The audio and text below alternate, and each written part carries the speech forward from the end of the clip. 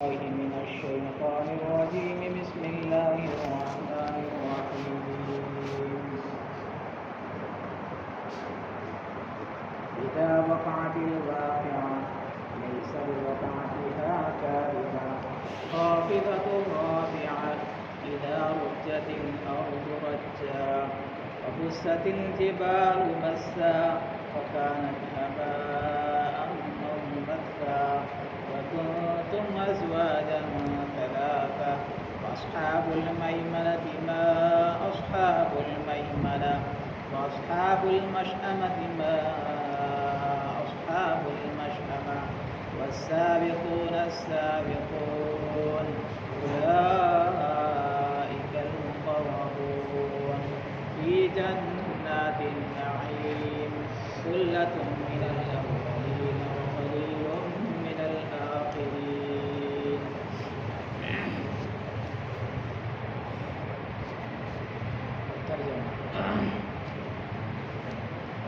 اور وہ آنے والی ایک دن واقع ہو جائے گی یعنی قیامت، اور اس قیامت کے واقع ہونے میں کسی طرح کا کوئی جھوٹ اور شک نہ ہوگا۔ اس قیامت کے آنے سے بہت سارے لوگ پست ہو جائیں گے اور قیامت بہت ساروں کو اونچا کر دے گی۔ جس دن زمین ہلا دی جائے گی اور پہاڑ چورے چورا ہو جائے گا، گویا کہ وہ ہواؤں میں روح کی طرح اڑ رہا ہے۔ اور اس قیامت کے دن تم لوگ 3 جماعتوں میں منقسم ہو جاؤ گے۔ ان میں سے ایک جماعت اصحاب الیمین کی ہوگی، کیا یہ اچھے ہیں وہ اصحاب الیمین دائیں یعنی عرش کے دائیں طرف کے لوگ، اور دوسرے ہوں گے وہ عرش کے بائیں والے ہوں گے، بہت ہی برے لوگ ہیں جو عرش کے بائیں طرف ہوں گے۔ اور پہلے والے تو پہلے ہی ہے، یہ اللہ کے مقرب بندے ہیں جو جنت کی نعمتوں میں رہیں گے، اور یہ مقربین میں بہت سارے پہلوں میں سے ہوں گے اور کچھ لوگ آخرین میں سے ہوں گے۔ یہ سورہ واقعہ ہیں، یہ سورہ واقعہ کی 96 آیتیں ہیں، 27واں پارہ سورہ واقعہ۔ حدیث شریف میں سورہ واقعہ کی فضائل بہت مشہور آئے ہیں۔ نبی کریم صلی اللہ علیہ وسلم اکثر و بیشتر فجر کی نماز میں سورہ واقعہ پڑھا کرتے تھے۔ اللہ کے نبی صلی اللہ علیہ وسلم کی سنت کی محبت میں ہمارے زمانے کے اماموں کو بھی فجر کی نماز میں اکثر و بیشتر سورہ واقعہ پڑھتے رہنا چاہیے۔ حدیث شریف میں آتا ہے کہ سورہ واقعہ جو شخص پڑھتا رہے گا مغرب شام کے وقت، مغرب ہو کہ عشاء، شام میں جو سورہ واقعہ کا اہتمام کرے گا، نبی کریم صلی اللہ علیہ وسلم ارشاد فرمایا اللہ تبارک و تعالی سورہ واقعہ پڑھنے کی برکت سے اس کے گھر میں کبھی فاقہ نہیں لائے۔ غریبی الگ چیز ہے، فاقہ الگ چیز ہے، غربت الگ چیز ہے، فاقہ الگ چیز ہے۔ فاقے کا مطلب یہ ہے کہ گھر میں ایسے حالات کبھی نہیں پیدا ہوں گے کہ وہ 3-4 دن تک بھوکا مرا رہے۔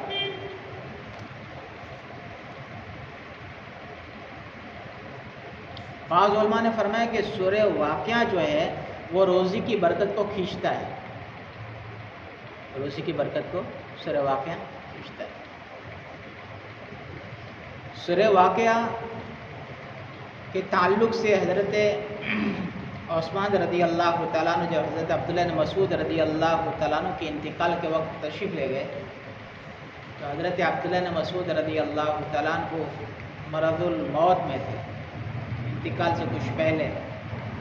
حضرت عثمان رضی اللہ تعالیٰ عنہ نے ان کی خیر خبر لی، خیریت پوچھی۔ ان تمام خیریتوں میں ایک بات یہ بھی تھی کہ آپ کی کوئی اولاد میں نرینہ نہیں ہے، یعنی لڑکا کوئی ہے نہیں، اور عام طور پر باپ کو اپنی موت میں سب سے زیادہ جو خدشہ ہوتا ہے وہ اپنی بیٹیوں کی پرورش کا ہوتا ہے، ان کی 7 یا 9 بیٹیاں تھیں حضرت عبداللہ بن مسعود، اور کوئی بیٹا نہیں تھا. تو ظاہری شکل سے دل میں ایک بات آئے گی کہ میرے مرنے کے بعد میری بیٹی کا کیا ہوگا. میرے مرنے کے بعد ان کا کمانے والا کوئی شکل تو ہے نہیں، کیا ہوگا. تو حضرت عثمان رضی اللہ تعالیٰ عنہ اس وقت خلیفہ تھے. حضرت عثمان رضی اللہ عنہ نے فرمایا کہ حضرت آپ دنیا سے جا رہے ہیں اور ظاہری شکل سے آپ کے پاس کچھ ہے بھی نہیں کہ چلو آپ کے جانے کے بعد بچے کھاتے رہیں گے.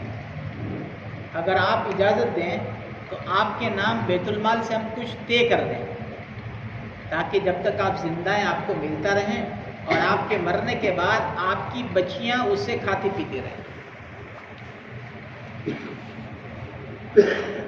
تو حضرت عبداللہ بن مسعود رضی اللہ عنہ نے فرمایا کہ عثمان یہ سب باتیں آپ اس لیے کر رہے ہیں کہ میرے مرنے کے بعد میری بیٹیوں کا کیا ہوگا.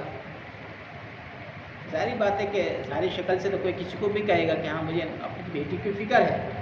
کہنے لگے کہ عثمان میرے مرنے کے بعد میری بیٹیاں کبھی بھوکی نہیں مرے گی، کبھی بھوکی نہیں سوئے گی، اس لیے کہ میں نے نبی کریم صلی اللہ علیہ وسلم سے اپنے کانوں سے سنا ہے کہ جو شخص سورہ واقعہ کا پابند ہو جائے گا اللہ اس کو کبھی بھوکا نہیں سلائے گا، اس کے گھر میں فاقہ نہیں آئے گا. تو میں نے جب سے سنا ہے میں نے میری تمام بیٹیوں کو سورہ واقعہ زبان یاد کروا دی اور میری بیٹیاں یہ پڑھے بغیر کبھی سوتی نہیں. اب بتاؤ تم بیت المال سے جو پیسے دیں گے میں اس پر بھروسہ کروں کہ اللہ کے نبی کی بات پہ بھروسہ کروں.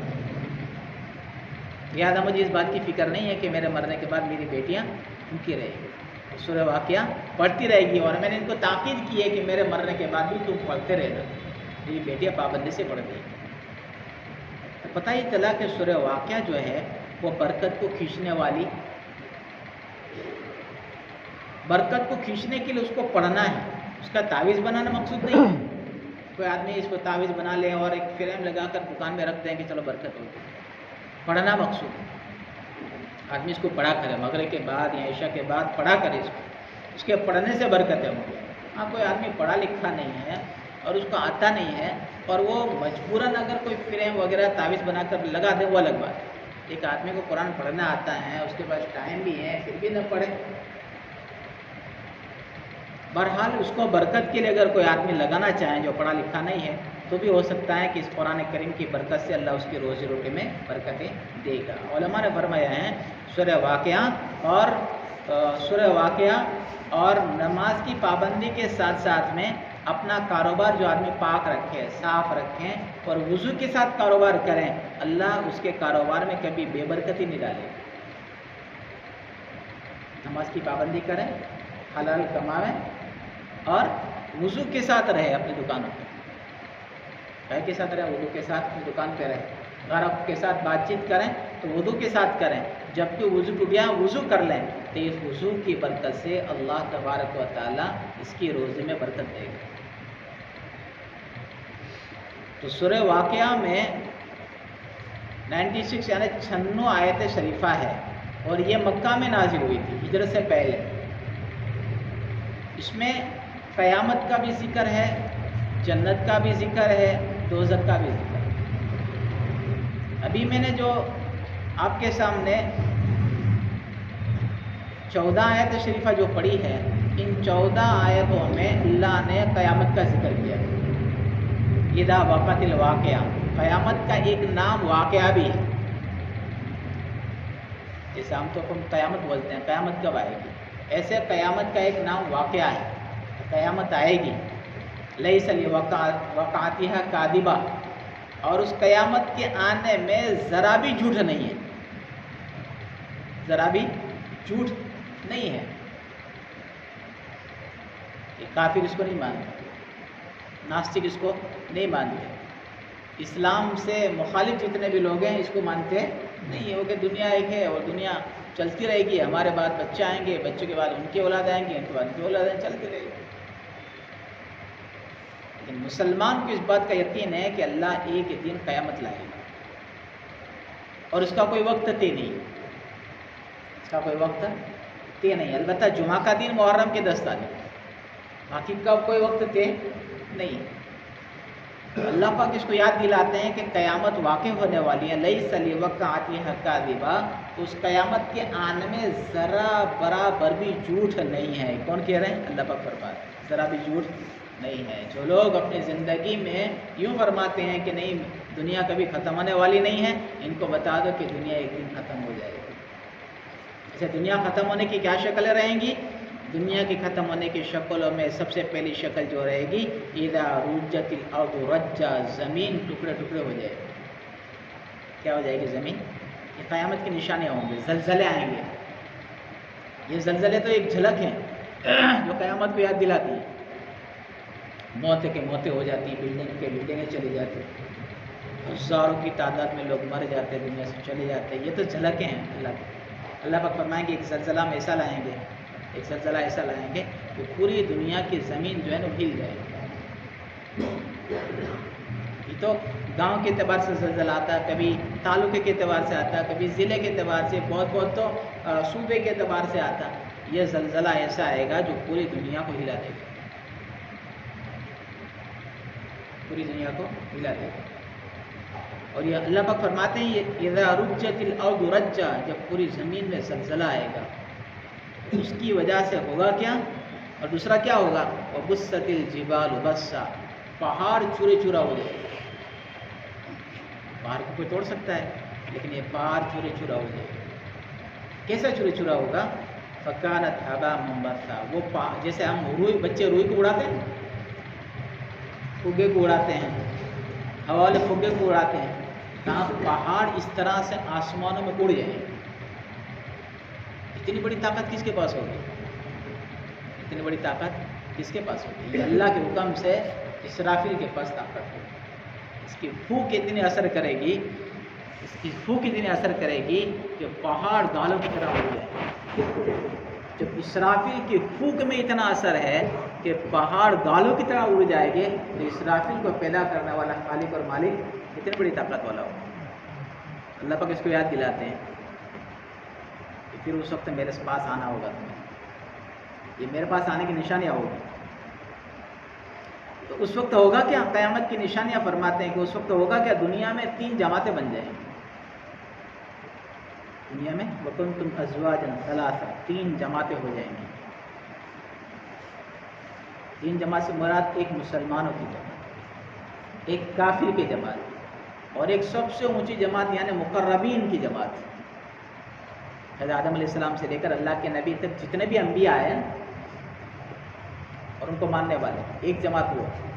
ایک جماعت نبی صلی اللہ علیہ وسلم سے لے کر قیامت تک آنے والے مسلمان، اور ایک جماعت اللہ نبیوں کو اور اسلام کو نہ ماننے والی یعنی کافر. یہ 3 جماعتیں ہو جائیں گی.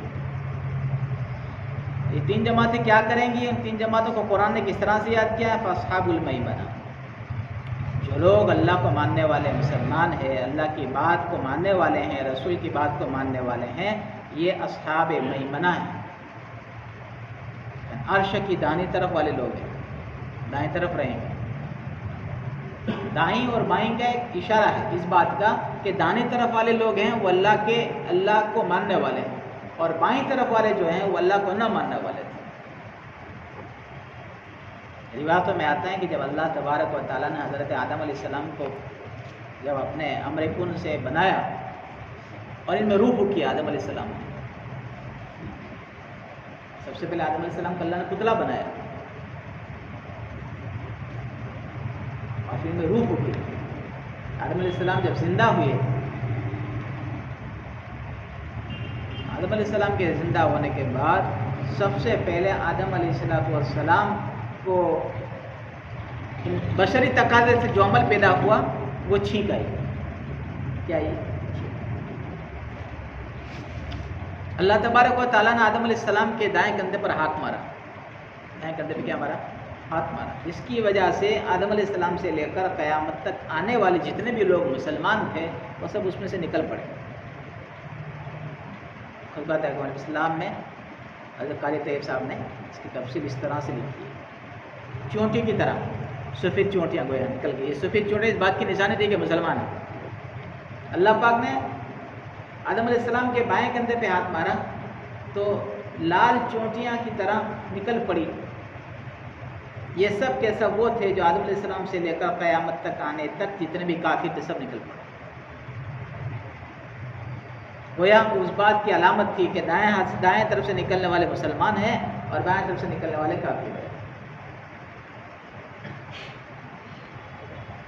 اس کو اصحاب المیمنہ اور اصحاب المشأمہ، اصحاب المیمنہ یعنی دائیں طرف کے لوگ، اصحاب المشأمہ یعنی بائیں طرف کے لوگ۔ عرش کے پاس بھی دائیں طرف بائیں طرف ہوگا۔ اللہ پاک فرماتے ہیں کہ کیا ہی اچھے لوگ ہیں دائیں طرف کے لوگ، مقربین جو لوگ ہوتے ہیں۔ مقربین کس کو کہتے ہیں؟ جو اللہ کے عرش کے سائے کے نیچے بیٹھیں گے، اللہ کی اسٹیج پر بیٹھیں گے۔ اللہ کی اسٹیج پر بیٹھنے والے کون ہوں گے؟ انبیاء، صلحاء، متقین لوگ ہوں گے۔ خصوصاً اس میں سے بڑی جماعت جو ہوگی وہ انبیاء علیہ السلام کی ہوگی۔ یہ اللہ کے عرش کی اسٹیج پر بیٹھنے والے لوگ ہیں۔ دنیا میں جن کو گالیاں دی جاتی تھی، دنیا میں جن کو برا بھلا کہا جاتا تھا، دنیا میں جن کی کوئی ویلیو نہیں ہوتی تھی، لوگ ان کو بری نگاہ سے دیکھتے تھے، اللہ پاک ان انبیاء کو اور انبیاء کی بات ماننے والے امتیوں کو اسٹیج پر بٹھا کر بتائیں گے کہ دیکھو ہمارے پاس ان کی کتنی بڑی ویلیو ہے۔ تمہارے ویلیو کرنے سے، ویلیو نہ کرنے سے ان کا بھاؤ گھٹا نہیں ہے۔ اسٹیج پر بیٹھنے والے لوگ نہیں، چھوٹا سا جلسہ ہوتا ہے، اس میں اسٹیج پہ بٹھانے والے کو لوگ دیکھتے نا کیا ہو رہا ہے، فلاں صاحب کو اسٹیج پہ بٹھایا، لوگ خوش ہو جاتے ہیں، وہ خود خوش ہو جاتا ہے کہ میرا اکرام ہوا۔ لوگ بھی اس کو عزت کی نگاہ سے دیکھتے ہیں کہ کوئی بڑا آدمی آیا، لوگ اسٹیج پہ کھڑے ہو گئے اور ان کو بٹھایا۔ فرمایا اللہ تبارک و تعالیٰ انبیاء علیہ السلام کو اور انبیاء کی بات ماننے والے امتیوں کو، اور اس میں سے خاص طور سے حضرت محمد صلی اللہ علیہ وسلم کی امتیوں کو اللہ تبارک و تعالیٰ اپنے اسٹیج پر بٹھائیں گے۔ اور وہ اسٹیج پر بیٹھے بیٹھے کیا کریں گے؟ وہ اسٹیج پر بیٹھے بیٹھے پورے حشر کے میدان کا دیکھیں گے کہ کون کیا ہو رہا ہے۔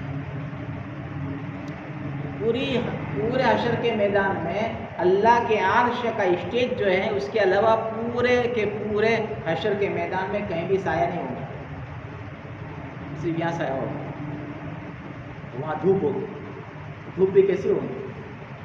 مشہور ہے نا، زمین تانبے کی بن جائیں گی اور سورج بالکل سوا نیزے پہ آ جائے گا۔ کیا حال ہوتا ہے گرمی میں؟ آدمی کا کیا حال ہو جاتا ہے؟ تاپمان بڑھ جاتا ہے تو آدمی کا کیا حال ہو، بغیر اے سی کے آدمی رہ نہیں سکتا، بغیر پنکھے کے رہ نہیں سکتا۔ جبکہ پتہ نہیں کتنے ہزاروں لاکھوں کروڑوں کلومیٹر کے اوپر یہ سورج ہے۔ وہاں جب سورج نیچے آ جائے گا اور زمین بھی پھر تانبے کی ہو جائے گی گویا، وہاں آدمی کا کیا حال ہوگا؟ کہ وہاں پر انبیاء کی بات ماننے والے، اولیاء کی بات ماننے والے، نیک لوگ، نمازی لوگ، متقی لوگ اللہ کے عرش کے سائے میں بیٹھے ہوئے ہوں گے۔ اللہ پاک اس کو یاد رکھو کہ یہ لوگ اصحاب المیمنہ ما اصحاب المیمنہ، کہ دائیں طرف کے لوگ کتنے اچھے لوگ ہیں، واصحاب المشأمۃ ما اصحاب المشأمہ، اور بائیں طرف کے لوگ کتنے برے لوگ ہیں۔ تاکہ فرما والسابقون السابقون، پہلے کے لوگ تو پہلے ہی ہے، یعنی آدم علیہ السلام، حضرت نوح علیہ السلام، داؤد علیہ السلام، یعنی پہلے کے انبیاء اور ان کی بات ماننے والے تو پہلے ہی ہیں، ان میں تو کوئی طرح کا شک نہیں۔ اولئک المقربون، یہ لوگ اللہ کے قریب لوگ ہیں، مقرب لوگ ہیں۔ ایک آدمی کا کسی پولیس والے سے بھی خالی جس کی کوئی ویلیو اس پولیس والے کی ویلیو بھی اس میں نہیں ہوتی، تو اس سے اگر کسی آدمی کا ناطا پڑ جاتا ہے کہ فلاں پولیس والے سے میری پہچان، کسی ڈی وائی ایس پی سے تعلق ہو جاتا ہے تو آدمی فخر سے، اور اس میں بھی اگر کسی بہت بڑے عہدے والے سے اگر تعلق ہو جائے تو آدمی کہتا ہے کہ فلاں آدمی سے میرا اچھا تعلق ہے۔ وہ تمہیں جانتا نہیں جانتا الگ بات ہے، تمہارے دل میں یہ ہے کہ وہ میرا اچھا تعلق ہے۔ آدمی پھولا نہیں سمجھتا کہ فلاں میجسٹریٹ سے میرا اچھا تعلق ہے، فلاں پروفیسر سے میرا اچھا تعلق ہے۔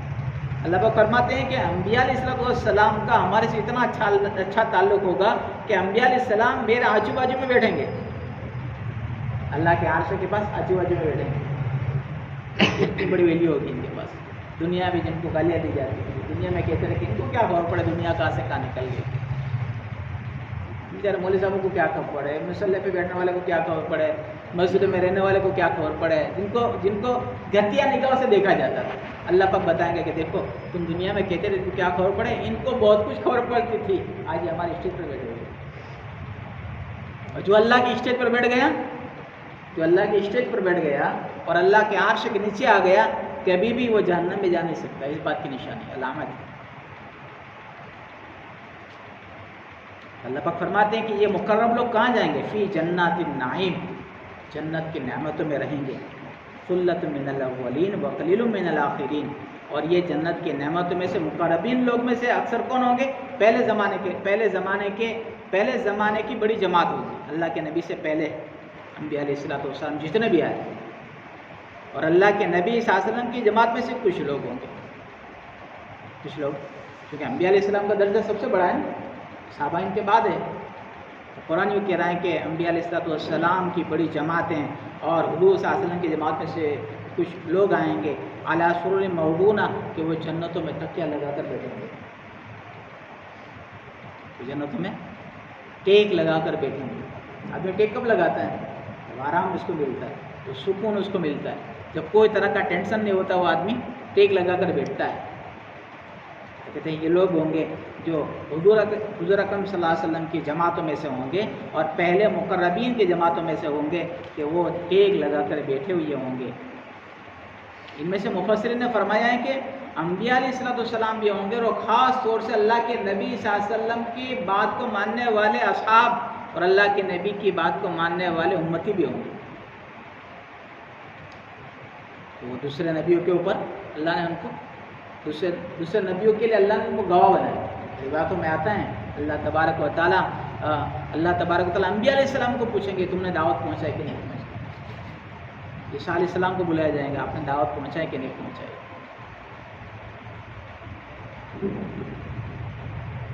نوح علیہ السلام کو پوچھا جائے گا تم نے دعوت پہنچائی کہ نہیں پہنچائی. تو بعض انبیاء کی دعوت پہنچانے کے لیے ان کے امتی انکار کرنے کے قیامت کی، یعنی ہم کو کوئی ڈرانے والا نہیں آیا، کوئی ڈرانے والا نہیں آیا. اللہ پاک قرآن میں آ گیا تم شہداء، تم گواہی دو گے. اس وقت انبیاء علیہ الصلوۃ والسلام کی گواہی کے لیے بلایا جائے گا، ان کے امتی منع کر دیں گے. تو وہاں پر حضرت محمد صلی اللہ علیہ وسلم کی امت یعنی ہم لوگ کھڑے ہوں گے کہ ہم گواہی دے رہے ہیں یہ دنیا میں آئے. نوح علیہ السلام دنیا میں آئے تھے، عیسیٰ علیہ السلام دنیا میں آئے تھے، نوح علیہ السلام دنیا میں آئے تھے. تو یہ نوح علیہ السلام کے زمانے کے لوگ ہم کو کہیں گے کہ تم کو کیسے معلوم، تم تو پیچھے آئے، تم کو کیسے پتا چلا کہ یہ آئے تھے دنیا. تو وہاں پر اللہ تبارک و تعالیٰ کے سامنے یہ نوح علیہ السلام کی انکار کرنے والے اور انبیاء علیہ السلام کی گواہی کا انکار کرنے والے کافرین کو مسلمان جواب دیں گے ہم زمانے میں اس زمانے میں تھے تو نہیں، لیکن ہمارے پاس حضرت محمد صلی اللہ علیہ وسلم تشریف لائے، اللہ کا کلام آیا اور اس میں ہر نبی نے اپنی دعوت پہنچائی، ہم پر پیغام پہنچا ہے. لہٰذا ہم دنیا اس وقت حاضر تھے نہ تھے اس سے کوئی مطلب نہیں، اللہ کا کلام ہمارے پاس موجود ہے. اس بات کی دلیل ہے کہ وہ دنیا میں آئے تھے، انہوں نے دعوت پہنچائی. تو ہم اور نبی کے لیے گواہ بنیں گے، ہم اور نبی کے لیے گواہ بنیں گے. اللہ تبارک تعالیٰ فرماتے ہیں امت محمد جو ہے وہ ایک تو ان کی صفت یہ ہوں گی کہ ان کے پاس کوئی نبی نہیں آئے گا، اور دوسرا یہ ہے کہ وہ اور نبیوں کے لیے خود گواہی پیش کریں گے. اللہ تبارک و تعالیٰ نے قیامت کا منظر کھینچا ہے کہ قیامت آنے والی ہیں، اس میں کوئی طرح کا شک اور شبہ نہیں ہے. اور قیامت آنے کی وجہ سے کچھ لوگ جو ہے وہ پست ہو جائیں گے اور کچھ لوگ اونچے ہو جائیں گے. پست کون ہو جائیں گے؟ جو تکبر کرنے والے، گھمنڈ کرنے والے بڑے ہیں، قیامت کے قریب قریب وہ نیچے ہو جائیں گے. اور جن لوگوں کو ایک ایسی نگاہوں سے دیکھا جاتا تھا، متقی پرہیزگار لوگ، اللہ پاک ان کو اونچا کر دیں گے. پھر اس کی نشانی بتائے کہ زمین میں زلزلہ پیدا ہو جائے گا اور پہاڑ چورے چورا ہو جائے گا اور گالوں کی طرح اڑنے لگے گا. تو اس دن تمہاری 3 جماعتیں ہو جائیں گی، ان میں سے ایک جماعت اصحاب یمین کی ہوگی، یہ بہت اچھے لوگ ہیں، اور ایک جماعت اصحاب المشأمہ یعنی بائیں طرف کی ہوگی، وہ بہت برے لوگ ہیں. اور پہلے کے لوگ تو پہلے ہی ہوں گے، وہ اللہ کے مقرب لوگ ہوں گے، وہ جنت کے نعمتوں میں رہیں گے. اور اس وقت پہلے زمانے کے اکثر لوگ ہوں گے اور بعد کے زمانے کے کچھ لوگ ہوں گے وہ مسڑیوں پر ٹیک لگا کر آرام سے بیٹھے ہوئے ہوں گے. اللہ پاک ہمیں بھی ان جماعتوں میں شامل فرمائے.